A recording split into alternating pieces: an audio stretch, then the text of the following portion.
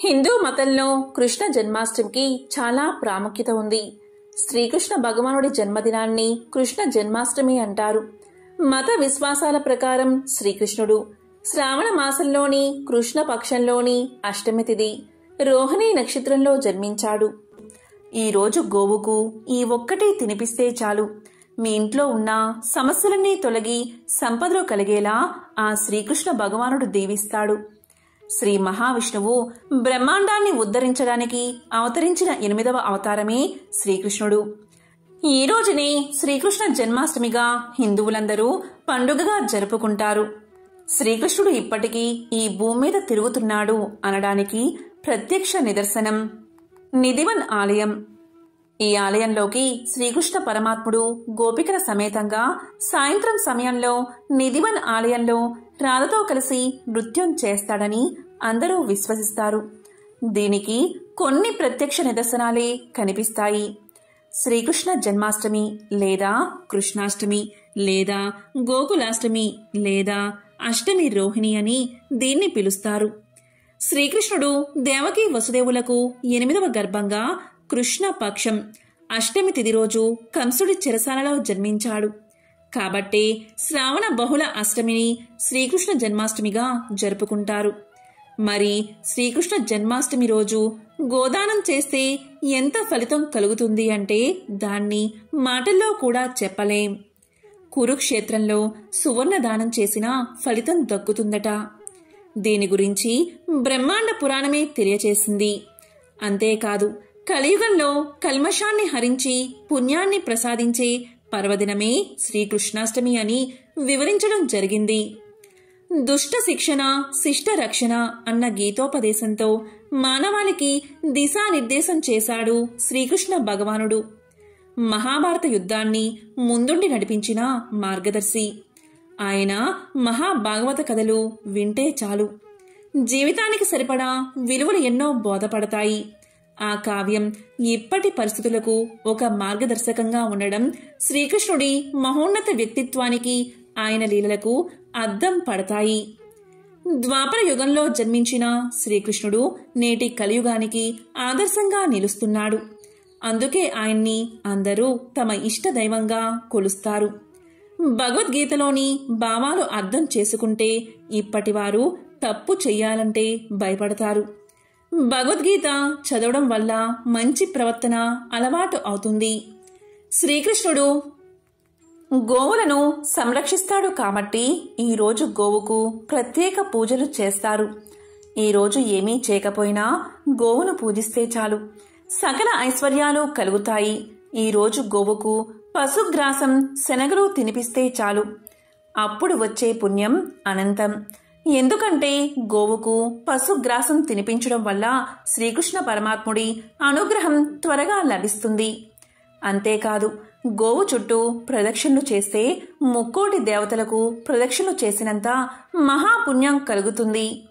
సకల దేవతల ఆశీర్వాదం కలిగి అదృష్టం వరిస్తుంది. ఇక మీ ఇంట్లో అన్ని శుభాలే కలుగుతాయి. శ్రీకృష్ణాష్టమి రోజు తెల్లవారుజామునే నిద్రలేచి కాలకృత్యాలు తీర్చుకుని తులసీ దళాలు వేసిన చన్నీటి స్నానం చెయ్యాలి. పగలంతా ఉపవాసముండి ఇల్లు వాకిళ్లలో రంగవల్లులు వేసి ప్రధాన ద్వారం ఎదురుగా పిలిస్తే లోపలకు వస్తున్నట్లు బుల్లిబుల్లి కృష్ణుడి పాదాలు వేయాలి. పూజలో కూర్చునేవారు పసుపు రంగు వస్త్రాలు ధరించి సింధూర తిలకం పెట్టుకోవాలి. అదేవిధంగా సింధూర తోరం కట్టుకోవాలి. పూజకు సన్నజాజి పువ్వులు ఉపయోగించాలి. శ్రీకృష్ణ అష్టోత్తర సహస్రనామాలు చదవాలి. భగవద్గీత పారాయణం చేయడం ఎంతో మంచిది. పాయసం, వడపప్పు, చక్కెర పొంగలి ప్రసాదాలుగా పెట్టాలి. ముఖ్యంగా ఈరోజు ఏమీ చేయకపోయినా సరే శ్రీకృష్ణుణ్ణి భక్తితో నమస్కారం చేసి వెన్న, పాలు, మీగడ నైవేద్యంగా పెడితే అలాంటి వారి సమస్త కోరికలు నెరవేరేలా ఆ శ్రీకృష్ణుడు దీవిస్తాడు. అలాంటి వారు భోగ భాగ్యాలతో అష్టైశ్వర్యాలతో తులతూగుతారని పురాణ వచనం. ఈరోజు బెల్లం కలిపిన అటుకులు స్వామికి నైవేద్యంగా పెడితే అలాంటి వారు ఐశ్వర్యవంతులు అవుతారు. ఎందుకంటే కుచేలుడు పెట్టిన అటుకులు తీసుకుని కుచేలుడికి సకల ఐశ్వర్యాలు ప్రసాదించాడు ఆ శ్రీకృష్ణ భగవానుడు. అందుకే ఈరోజు బెల్లం కలిపిన అటుకులను నైవేద్యంగా పెట్టాలి. ఈరోజు పిల్లలు కలగని దంపతులు శ్రీకృష్ణుణ్ణి భక్తి శ్రద్ధలతో పూజించి శ్రీకృష్ణుడి ఫోటో దగ్గర అప్పుడే చేసిన వెన్నను నైవేద్యంగా పెట్టి దానిపై పంచదార ఉంచి స్వామికి నివేదించాలి. స్వామికి నివేదించిన ఆ వెన్నను ఆ దంపతులు ప్రసాదంగా తింటే తప్పక సంతానం కలిగేలా ఆ సంతాన గోపాలకృష్ణుడు దీవిస్తాడు. ఈరోజు వీధుల్లో ఎత్తుగా ఉట్లు కట్టి పోటీపడి వాటిని కొడతారు. అందుకే ఈ పండుగకు ఉట్ల పండుగ లేదా ఉట్ల తిరునాళ్ళ అనే పేరు వచ్చింది. ఈరోజు చేయకూడని పనులు కూడా ఉన్నాయి. మనం ఈరోజు ఏం చేయకపోయినా పర్వాలేదు, కానీ ఇలాంటి పవిత్రమైన రోజు ఈ పనులు అస్సలు చేయకూడదు. అవి ఏంటి అంటే, ఈరోజు చెట్లు నరకడం అస్సలు చేయకూడదు. ఈరోజు చెట్లు నరికిన వారికి కష్టాలు ఎదురవుతాయి. ఈరోజు మాంసాహారం తినకూడదు, మద్యం సేవించకూడదు, భార్యాభర్తలు బ్రహ్మచర్యాన్ని పాటించాలి, అసత్యం ఆడకూడదు, అబద్ధాలు చెప్పకూడదు, స్త్రీలను బాధ పెట్టకూడదు. ఇలాంటి పనులు దరిద్రానికి హేతువులు అవుతాయి. ఈరోజు ఏమీ చేయకపోయినా ఈ మంత్రాన్ని 108 సార్లు జపిస్తే చాలు, ధనాభివృద్ధి కలుగుతుంది. ఆ మంత్రం ఏంటి అంటే, ఓం శ్రీకృష్ణ పరబ్రహ్మణే నమః, ఓం శ్రీకృష్ణ పరబ్రహ్మణే నమః అనే మంత్రాన్ని జపిస్తే సకల శుభాలు కలుగుతాయి. బ్రహ్మాండ పురాణంలో శ్రీకృష్ణ జన్మాష్టమి పర్వదినం గురించి ఇలా వివరించారు. కలియుగంలో కల్మషాన్ని హరించి పుణ్యాన్ని ప్రసాదించే పర్వదినమే శ్రీకృష్ణాష్టమి అని వివరించారు. 2025వ సంవత్సరం శ్రీకృష్ణ జన్మాష్టమి ఎప్పుడు అంటే ఆగస్టు 16 శనివారం రోజు వచ్చింది. అష్టమి తిథి ఎప్పటి నుంచి ఎప్పటి వరకు అంటే, అష్టమి తిథి ఆగస్టు 15వ తేదీ రాత్రి 11:49 మొదలై ఆగస్టు 16వ తేదీ రాత్రి 9:34 ముగుస్తుంది. రోహిణీ నక్షత్రం ప్రారంభం ఆగస్టు 16వ తేదీ ఉదయం 9:12 మొదలై ఆగస్టు 17వ తేదీ ఉదయం 9:56 ముగుస్తుంది. ఇక నిశితాకాలపు పూజ అంటే అర్ధరాత్రి పూజా సమయం ఎప్పుడు అంటే ఆగస్టు 16వ తేదీ అర్ధరాత్రి 12:04 నుంచి 12:47 వరకు ఉంది. అంటే ఇది ఆగస్టు 16వ తేదీ వస్తుంది. ఇక చంద్రోదయ సమయం వచ్చేసి ఆగస్టు 16వ తేదీ 12:03 వరకు ఉంది. సాధారణంగా శ్రీకృష్ణుడు పుట్టిన తర్వాత కృష్ణ జన్మాష్టమి వ్రతాన్ని ఆచరిస్తారు. ఈరోజు వాసుదేవుణ్ణి భక్తి శ్రద్ధలతో ఆరాధించాలి. ఇంట్లో బాలకృష్ణుడి విగ్రహాన్ని ప్రతిష్ఠించి పూజలు చేయాలి. ఈరోజు తప్పకుండా ఈ మంత్రాన్ని తప్పనిసరిగా పఠించండి. అది ఏంటి అంటే, అచ్యుతం కేశవం కృష్ణ దామోదరం రామనారాయణం జానకీ వల్లభం అనే శ్లోకాన్ని తప్పనిసరిగా పఠించండి. ఈ శ్రీకృష్ణ జన్మాష్టమి రోజు పొరపాటున కూడా మాంసం, మద్యం, ఉల్లి, వెల్లుల్లి అస్సలు తినకూడదు. కృష్ణ జన్మాష్టమి వ్రతాన్ని ఏకాదశి వ్రతం మాదిరిగానే ఆచరించాలి. జన్మాష్టమి ఉపవాసం రోజున ఆహారం తీసుకోకూడదు.